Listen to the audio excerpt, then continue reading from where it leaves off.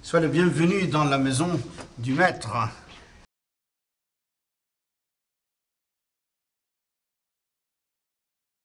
Ce qui est bien dans cet appartement, qu'on a dans l'axe sud, nord, ouest, est. L'est, le soleil s'élève, alors la chambre à coucher. Là, c'est l'après-midi. Entre, si tu veux, ouest et sud, il va être là. Alors, je ne sais pas comment il va l'attraper. Et j'ai pensé qu'il serait intéressant que je sois là, tu vois les rails, et je monte la perspective, et après qu'il fasse là, qu'il va vers le 10e étage là, et qu'il revient vers ici, parce que là il y a la Tour Eiffel, et il y a l'Arc de la Défense, et il y a l'Ouest, et je peux dire, voilà tout le but recherché, on se déplace vers l'expression vers la Tour Eiffel. Et c'est une chose qui a été construite pour l'exposition universelle, où on se déplace vers Jérusalem, où Jérusalem se déplace vers moi, voilà l'Est. Ça, c'est le 10e. C'est-à-dire, demain soir, on entre là, mais ici, on est au 9e, là. C'est-à-dire, aujourd'hui, ce soir, on est là. Et cette 10e, c'est exactement la même dimension que l'autre, tu vois ce que je veux dire? C'est la même. Simplement là, il fait un bloc. Lorsque tu le feras toi dans tes dessins, j'ai préparé tes dessins pour lui montrer. Regarde. Même celui-là, regarde. Tu vois, regarde.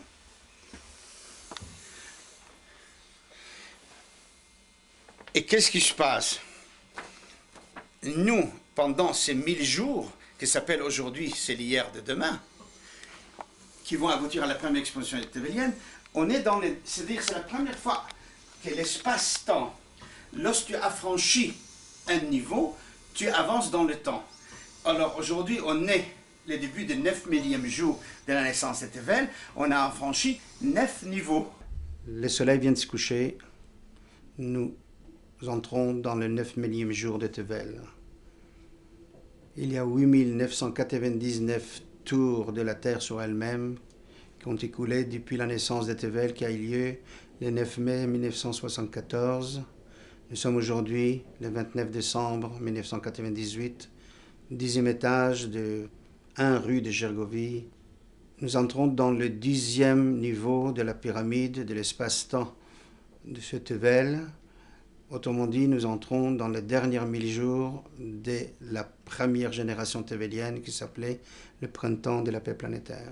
Ces 1000 jours, que j'ai intitulés aujourd'hui, c'est l'hier de demain, commenceront demain au coucher de soleil. J'ai consacré ces 24 heures, ou plutôt la rotation de la Terre sur elle-même, à célébrer à titre individuel cette fois-ci, pour pouvoir célébrer, je l'espère, avec le monde entier, le 24 et 25 septembre 2001, l'entrée dans l'ère de Tével. Le temps de la rotation de la Terre sur elle-même, c'est que les autres appellent 24 heures. La journée commence avec le coucher de soleil, elle se termine avec le coucher de soleil.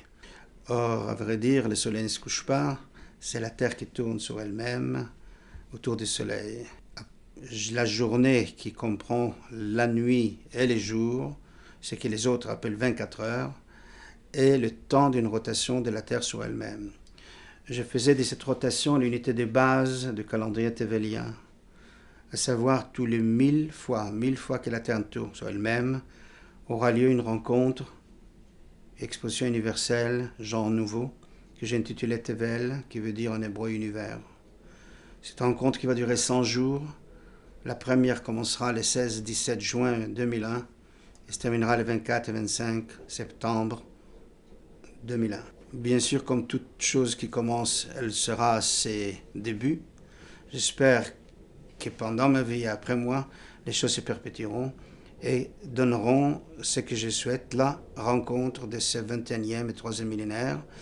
Puisque j'utilise tous les moyens de communication et d'échange, je tenais à marquer cette date parce que d'ici même, de cette chambre, il y a exactement 8999 jours, j'ai annoncé la naissance de Tével.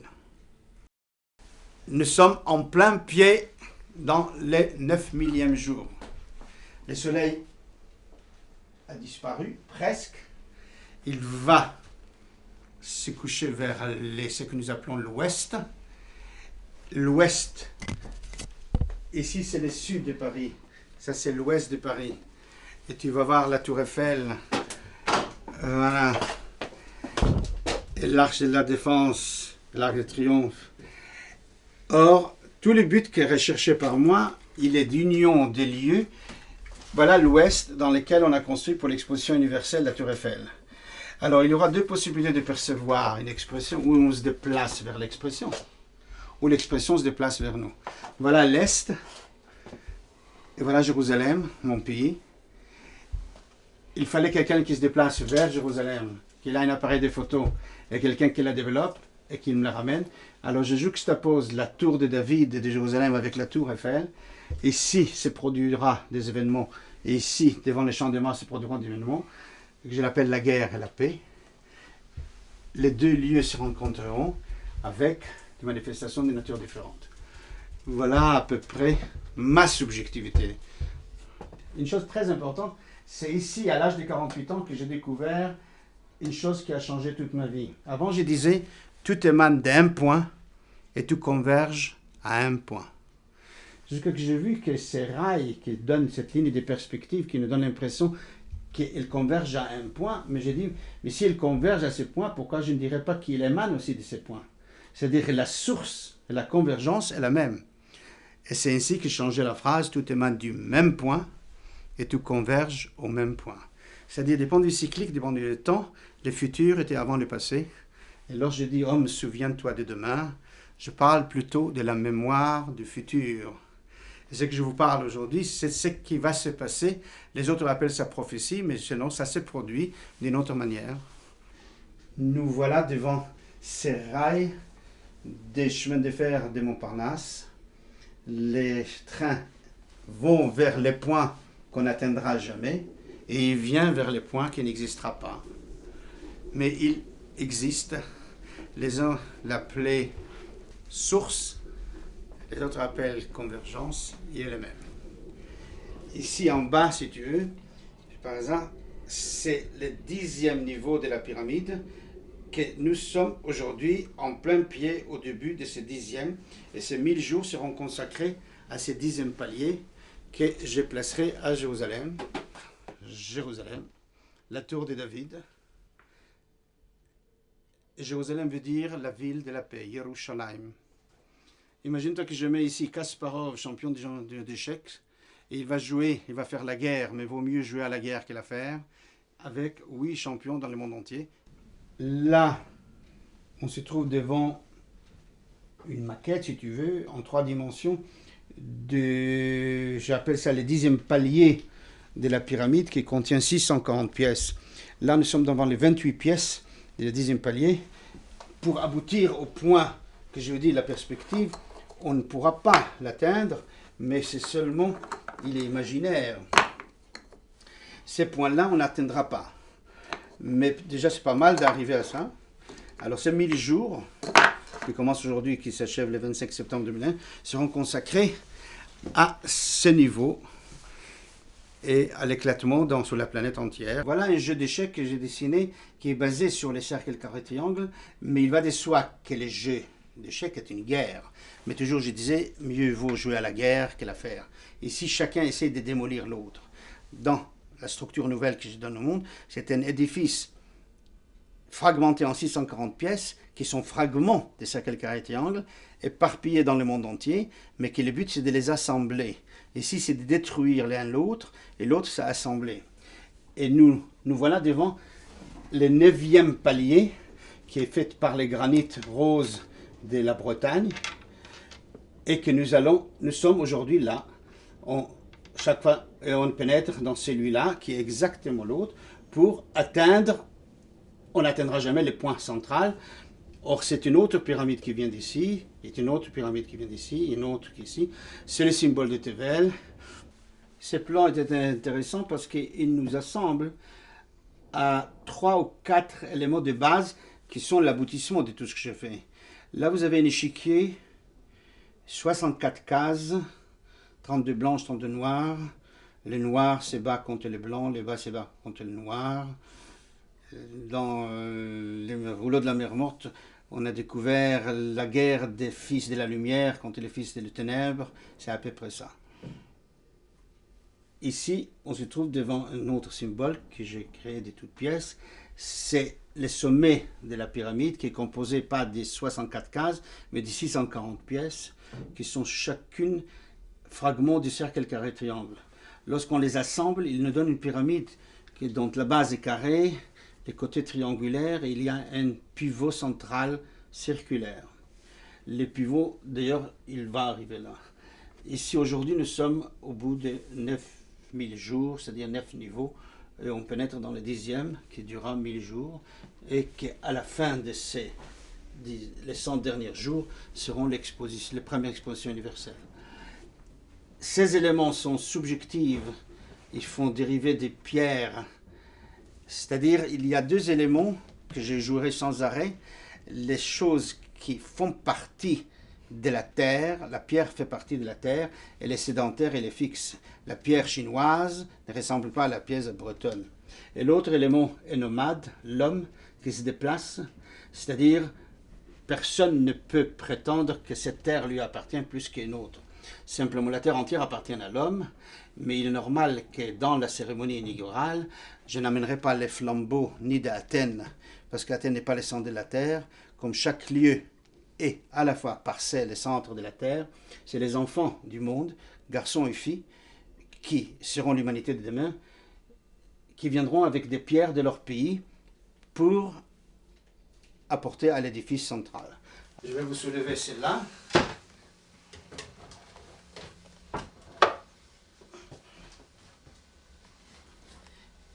Et vous verrez qu'elle est partagée aussi à des pièces. Ces pièces, par exemple, ce que j'appelle la pierre, elle est fragment du cercle, fragment du triangle, fragment du carré. Mais elle aspire à atteindre le point central. Mais ce point central est horizontal. Ce pièce-là, que j'ai expliqué qui était un pavé, et que j'ai expliqué tout à l'heure que l'idée est née en mai 68, parce que les pavés qu'on met sur terre nous permet à marcher, il me donne l'impression qu'il est paisible. Mais lorsqu'on l'a lancé, il devenait un arbre. Mais j'ai vu que lorsque je les coupe en deux, il me donne l'ascension et qu'il aspire vers un point. Il me fallait ces coins-là pour dire qu'on veut atteindre ça, que je vais vous montrer là. C'est-à-dire, le point idéal à atteindre, il est ici. Mais qu'il est, le point au milieu de celui-là. Voilà. Grosso modo, ça me suffit.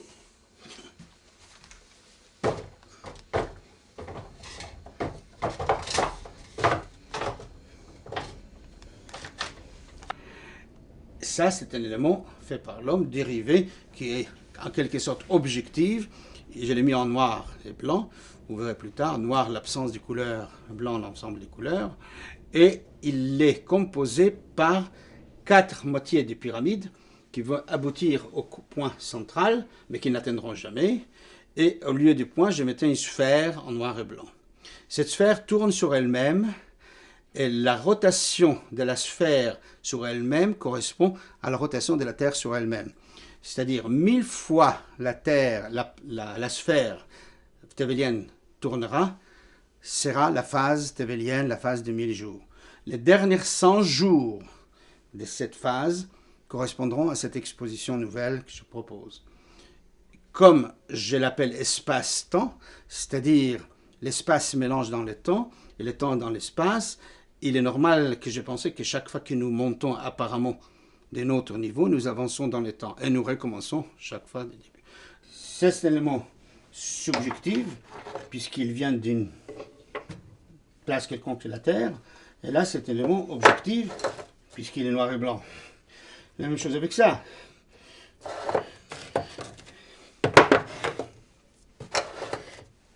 Oui, je vais mélanger au fur et à mesure des choses dérivées, mais avec une forme que je lui ai donnée, avec des choses que j'en expliquerai plus en détail la prochaine fois.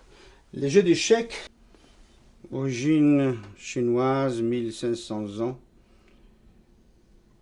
La spécificité qu'il y a 6 pièces différentes, dans chaque pièce a un mouvement différent. Il me semble que ce n'est pas le nom qui est intéressant, que ce soit un reine ou un tour, surtout au bout du XXe siècle. Je pensais que le mouvement de pièces dicte la forme. Je ne sais pas pourquoi on n'a pas pensé à ça avant, et que nous savons qu'aujourd'hui, que ce que nous appelons l'aérodynamisme, que l'oiseau vole, il a les ailes, la concorde ne peut qu'imiter l'oiseau. Le poisson pénètre dans l'eau par la forme aérodynamique. Je pensais que la forme des pièces va être dictée par le mouvement. C'est-à-dire que si la tour se déplace verticale ou horizontale, elle sera carré. Si les diagonales, les fous, il sera rond. Si le cavalier fait les trois angles, il sera triangle. Si la reine fait ce qui fait les fous et la tour, il sera. Mais ça, on parlera en détail. Deuxième chose, c'est l'élément nombre. Et j'ai utilisé, bien sûr, la base du jeu d'échecs, c'est le nombre 8. Et il y a ici 4 cases. 8 plus 8, ça fait 16. 8 multiplié 8, 64. Il y a 8 pions, 16 noirs.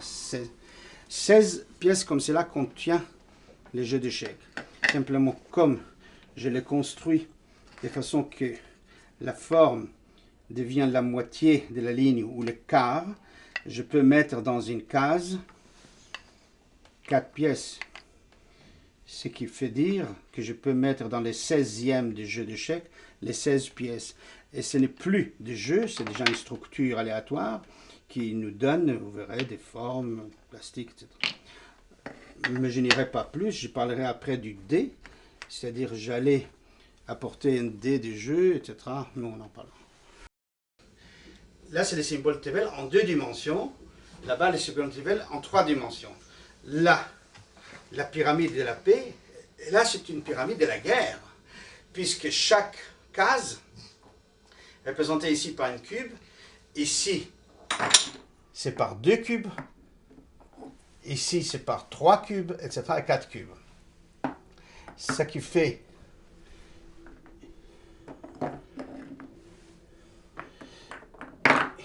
que les mouvements des pièces, on peut déplacer les pièces. Si vous voulez, on peut le mettre là, et là, ou là, le pion.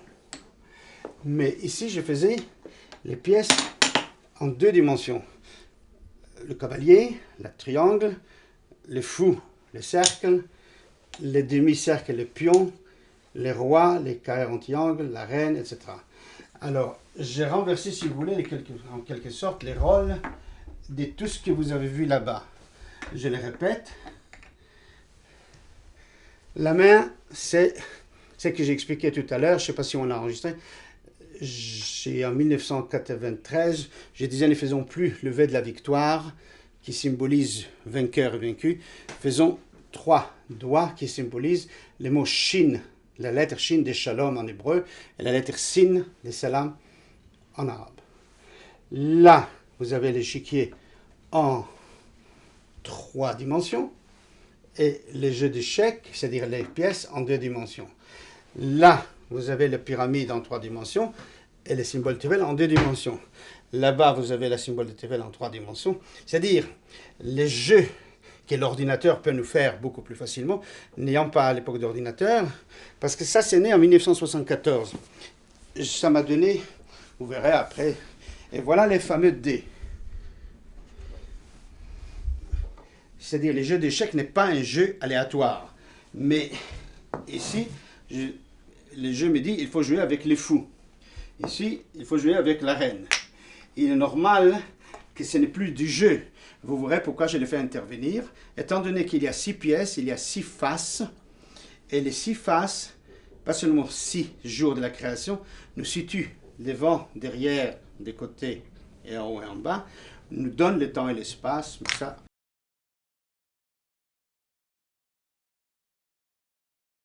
ici, vous voyez une cube.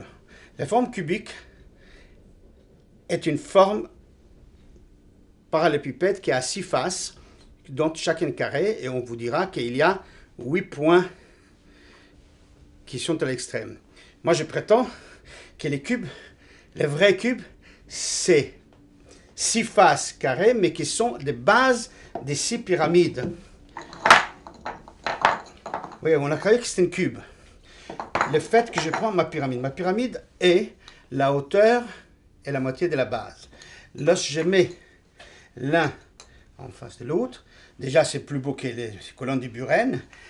Il est certain qu'ici, je ramène quoi? Je vous explique qu'en mettant, tout ramène vers ces points que j'aimerais atteindre et qui est la source. Autrement dit, les cubes chez moi, ce sont 6 pyramides dont la pointe de chaque pyramide est le point central du cube. C'est-à-dire, un vrai cube que je définis à ma manière, c'est une forme parallélépipède avec 6 faces, dont chaque face est la base d'une pyramide, et qui n'a pas 8 points, il y a 8 points plus 1, la 9e point. Or, cette 9e point qui est le centre est le centre du tout. Et vous verrez que c'est ça change. Alors maintenant, ces cubes, ici on peut les former avec 2 pièces. Ici, on peut le former avec 4 pièces. Vous verrez, parce que j'ai inclus les cercles. Mais je pouvais faire un cube comme ça, c'est la même chose. Vous voyez, c'est des formes différentes. Et les combles qu'avec ces 3. Là, je fais aussi un cube, mais ce n'est pas aujourd'hui qu'on verra. Vous verrez comment on crée un cube. C'est-à-dire, l'idée est que le fait que nous utilisons des formes géométriques élémentaires différentes qui donnent des combinaisons différentes, ça m'a donné que la pyramide me donne l'infini des formes et que j'éparpille sur la planète. J'ai mis la page de la paix vers l'est, mais je vais lire les dernières phrases pour vous verrez que le rattachement, puisqu'elle a été écrite, conçue, la charte en 68, a écrite en 1980, mais je l'ai publiée en 1993. Préparons-nous à célébrer et à vivre les derniers 1000 jours de la première génération tébélienne, appelée le printemps de la paix planétaire, qui commenceront le 29-30 décembre 1998 et s'achèveront le 24 et 25 septembre 2001. Génération dont la durée de 10 000 jours a pris naissance le 9-10 mai 1974. Fêtons ensemble le 24 et 25 septembre 2001 comme le premier jour férié universel, tévélien de l'homme.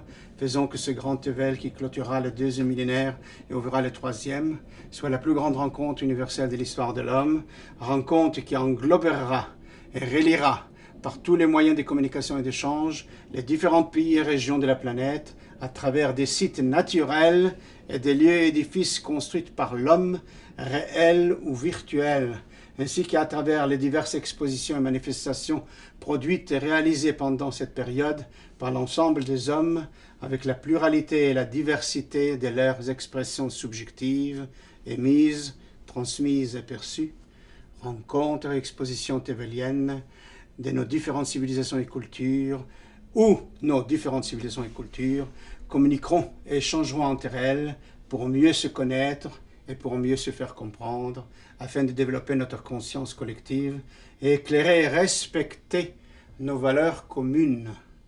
Aujourd'hui, c'est l'hier de demain. Tel sera le thème de ce grand événement.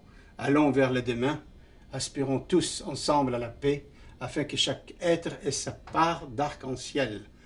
Homme, souviens-toi de demain, tout émane du même point et tout converge au même